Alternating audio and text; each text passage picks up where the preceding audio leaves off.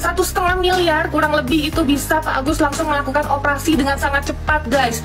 Maaf, saya juga nggak butuh duitnya gitu. Alhamdulillah saya juga ada rezeki. Tapi seenggaknya kasih tahu lah kita ya, supaya kita nggak kayak orang bodoh ya. Sampai permohonan sana sini ternyata donasi gede banget gitu ya. Kebanyakan donatur itu minta uangnya itu didonasikan ke orang lain yang lebih membutuhkan. Ada sekitar 880-an juta minta uang itu didonasikan ke orang yang lebih membutuhkan.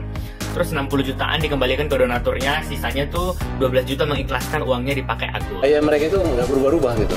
Pengen masuk televisi, seolah-olah ingin damai, padahal tidak damai gitu. Karena dari pihak sebelah sana menginginkan proses perdamaian ini, serahkan aja uangnya tanpa penyelesaian laporan-laporan yang sudah ada. Jadi kami sudah mendata ada 8.000 donatur dan itu sudah kita buatkan polling. Ya nanti tinggal kita sebar pollingnya ini, ya udah berjalan. Nah sementara ini kita dapat kuasa dari koordinator wilayah. Ada dari Sumatera, dari Jawa Tengah, Jawa Timur, sampai dengan Kalimantan. Nah karena donatur ini terdiri dari WNA dan WNI, nah ini masih dalam proses pengumpulan data. Dan mereka sudah dibuatkan data kuasa elektronik dan secara sekaligus memberikan 3 pilihan. Di akhir itu memang pas waktu itu dia nanya ini udah berapa, udah 500 sekian kan, namanya donasi itu kan naik terus gitu kan, drastis. Nah pas setelah itu Agus nangis tuh, Agus telepon lagi dia, udah segini nih aku bilang gitu kan. Silakan, karena aku ada kepentingan apapun ya, di sini sekali lagi kita sesuai dengan amanah dari donatur. Saya hanya mengamankan dan ini semua yang terbaik untuk Mas Agus gitu. Tadi juga udah ditekankan bahwa yayasan tidak meminta 1 perak pun dari donasi tersebut. Novi selaku ketua yayasan kurang cepat memberikan ketegasan. Agus kebetulan di momen ini ajaib nggak sih? Maksudnya ini tuh apa nih? Ngomong begini maksudnya apa nih? Ajaib nggak tuh? Ajaib nggak? Sampai hari Jumat nanti yang memberikan voting tersebut nilai angkanya tidak sampai 1,5 miliar. Let's say setelah dikombinasikan antara yang diserahkan kepada Agus Salim atau dialihkan ke pihak yang lain atau dikembalikan ke donatur, totalnya cuma 1 miliar misalnya. Sampai saat ini tidak ada yang kita tolak atau yang kita terima. Jadi pilihan ini semua kita kembalikan kepada donatur. Ya kan, apakah dana ini untuk dikembalikan kepada Agus atau dikembalikan kepada donatur atau dikelola oleh yayasan Novi, ya kan, untuk dipergunakan untuk Agus atau untuk korban-korban yang lainnya. Cari solusi ya. Nah, kita mencari solusi. Oke, ini uang kita kembalikan. Nanti penggunaannya itu harus begini, bukan untuk bayar hutang atau untuk yang lain-lain, ya fokus kepada pengobatan. Donatur pun di situ, mereka rela, bahkan banyak yang masih mau memberikan donasi lagi, ya kan, asal itu jumlahnya jelas. Apapun itu yang terbaik, silakan, karena aku ada kepentingan apapun ya, di sini sekali lagi kita sesuai dengan amanah dari donatur. Saya hanya mengamankan dan ini semua yang terbaik untuk Mas Agus gitu. Tadi juga udah ditekankan bahwa yayasan tidak meminta 1 perak pun dari donasi tersebut. Majelis hakim yang berwenang yang memutus untuk apa dana ini selanjutnya. Kami dari kuasa hukum donatur yang hari ini juga diundang untuk hadir dalam acara perdamaian antara kubu Teh Novi dengan kubu Agus Salim. Ternyata memang tadi dialognya itu sudah deadlock sebetulnya, tapi karena moderator menginginkan forum ini adalah forum perdamaian, maka terkesan terlalu dipaksakan. Karena dari pihak sebelah sana menginginkan proses perdamaian ini, serahkan aja uangnya tanpa penyelesaian laporan-laporan yang sudah ada. Tapi dari kubu yang satunya juga gitu, nggak mau cuma sekedar menyerahkan.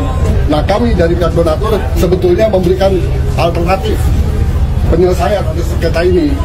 Jadi kami sudah mendata ada 8.000 donatur dan itu sudah kita buatkan polling. Ya nanti tinggal kita sebar pollingnya ini, ya udah berjalan. Nah sementara ini kita dapat kuasa dari koordinator wilayah. Ada dari Sumatera, dari Jawa Tengah, Jawa Timur, sampai dengan Kalimantan. Nah karena donatur ini terdiri dari WNA dan WNI, nah ini masih dalam proses pengumpulan data. Dan mereka sudah dibuatkan data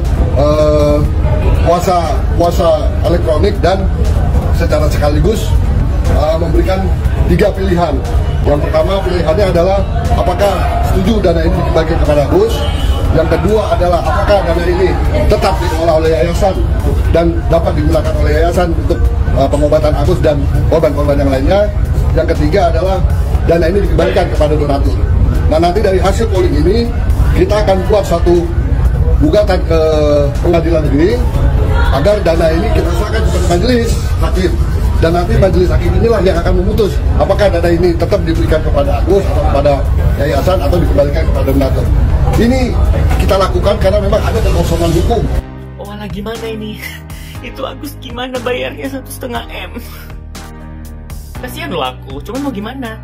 Nasi sudah menjadi bubur, nggak ada yang bisa diperbuat lagi.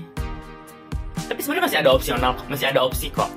Agus tuh bisa gunakan uang itu untuk pengobatan matanya, tapi uang itu dikelola oleh yayasan, nggak dia yang pegang. Tapi itu bagus juga loh, karena kan ini memang awalnya donasinya kan untuk penyembuhan matanya.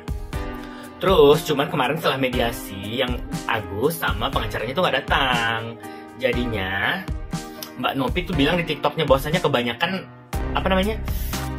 donatur itu minta uangnya itu didonasikan ke orang lain yang lebih membutuhkan. Ada sekitar 880-an juta minta uang itu didonasikan ke orang yang lebih membutuhkan. Terus 60 jutaan dikembalikan ke donaturnya, sisanya tuh 12 juta mengikhlaskan uangnya dipakai Agus. Jadi tuh Agus hanya dapat 12 juta, karena 12 juta itu udah diikhlaskan sama donaturnya kan. Sisanya ya tergantung Agus. Agus mau nggak ikut aturan yang dibuat Mbak Nopi gitu. Kau aku yang somasi, kau aku yang laporin. Jangan kau lari-lari pulang ke Jerman. Ciri muncul angkot tuh, ha? Hah? Kau? Angguan? Berani kau ya? Berlampang kau ya? Pandai kau mengecek? Hah? Kencang muncul tuh. Panggil ada takui, ha? Panggil mak kau, panggil apa kau? Mak apa kau ke siapa? Panggil mak kau. Berani kau sama aku? Nah, siap kau. Panggil ada takui. Panggil mak kau, panggil apa kau? Ambil letek kau. Kau panggil sadunya, keluarga kau itu. Tak takui deh kau. Apa ya? Iya loh, gue nggak ngerti deh maksudnya dia. Mungkin seperti itu Agus. Jadi nggak memang berbeda antara ketika ya. Saya disuruh orang, kan saya cari pendamping hukum. Ya. Tapi kalau Agus beda, dia nangis, dia minta tolong bantu saya, Pak Novi, tolong carikan. Itulah Agus. Berbeda dengan bapak yang di sini, yang orang berpendidikan berbeda. Saya dihantam, kalau kita lihat di TV itu berdua orang saling ngancam, dia nunggu dipukul. Bukan dia mukul duluan, dia lihat aturannya kan? Dia lapor. Agus itu kan berbeda. Ini harus kita sadari. Dengerin. Jadi kalau mau cepat ini dilaksanakan, diselesaikan, kembalikan sisanya itu ke rekening Agus, nanti diurus lagi, biar dia sampai sembuh. Tapi kalau dia nggak bisa sembuh, dia permanen, dia untuk hidup dia, itu membahagiakan dia secara hati nurani. Kalau kita hanya melihat fisiknya, Pak, mohon maaf ya, semua orang pernah menipu. Dengerin. Kalau kita lihat fisiknya nih Pak, dengerin katanya. Semua orang pernah menipu. Pernah nggak ada betul-betul? Dengerin. Pernah menipu. Coba saya ingin ngacung-ngacung. Pernah nggak ada betul-betul? Pernah nggak sekali saja menipu? Pernah nggak Anda sekali saja menipu? Mohon maaf, saya wartawan hampir 20 tahun, wartawan kriminal. Hampir semua penjahat maupun nggak penjahat, saya tanya pernah nipu nggak? Pernah. Nggak mungkin seumur hidup Anda nggak pernah menipu. Agus kebetulan di momen ini. Jadi saya khawatir. Agus kebetulan di momen ini. Ajaib nggak sih? Maksudnya ini tuh apa nih? Jubirnya ngomong begini. Maksudnya apa nih jubirnya ngomong begini?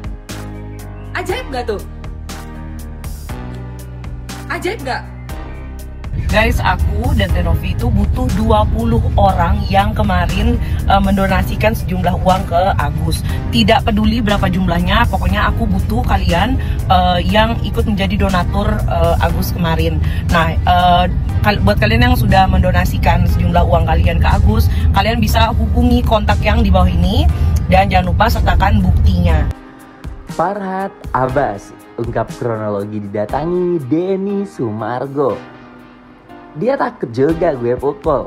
Perseteruan antara Denny Sumargo dan Farhat Abbas kian memanas seusai Keduanya sempat terlibat adu mulut beberapa waktu yang lalu. Kini, Farhad Abbas menceritakan kronologi kedekatannya dengan Denny Sumargo. Kini, Farhad Abbas